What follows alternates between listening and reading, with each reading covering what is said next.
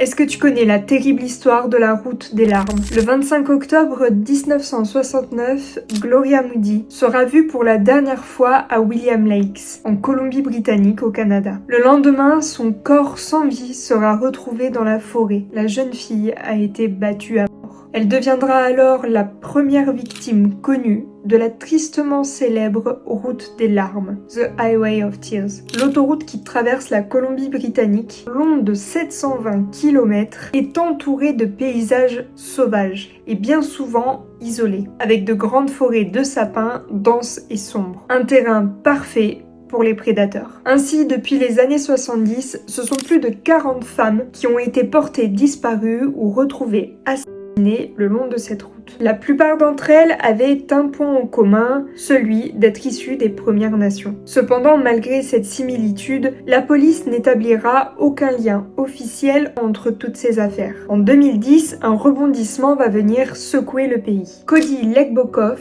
20 ans, est arrêté. Il est reconnu coupable de 4 meurtres. Tous ont été commis autour de la route des larmes. Mais bien sûr, au vu de son jeune âge, son profil est loin d'expliquer toutes ces disparitions. Et encore aujourd'hui, aucun responsable n'a été identifié pour la majorité des cas. Ainsi, au fil des années, plusieurs théories ont été avancées, mais aucune validée. La première serait bien entendu un ou plusieurs tueurs en série qui auraient sévi dans la région et profité de la configuration particulière de la route pour commettre leurs crimes. La seconde théorie avancée est celle du trafic d'humains. En effet, dans les années 80-90, un trafic sexuel a particulièrement sévi en Colombie-Britannique. Et bien sûr, enfin, des crimes d'opportunité isolés. La dernière disparition recensée remonte au 28 mai 2011. Il s'agit de Madison Scott, 20 ans, qui n'a toujours pas été retrouvée à ce jour. En 2016, Justin Trudeau lance une enquête nationale et débloquera plus de 80 millions de dollars. Il va également faire installer des bus ainsi que des tours cellulaires afin de tenter de sécuriser au maximum l'axe 16. Mais malgré tout, la Highway of Tears reste encore aujourd'hui une route hantée par ses terribles secrets, dissimulés dans l'obscurité de ses forêts.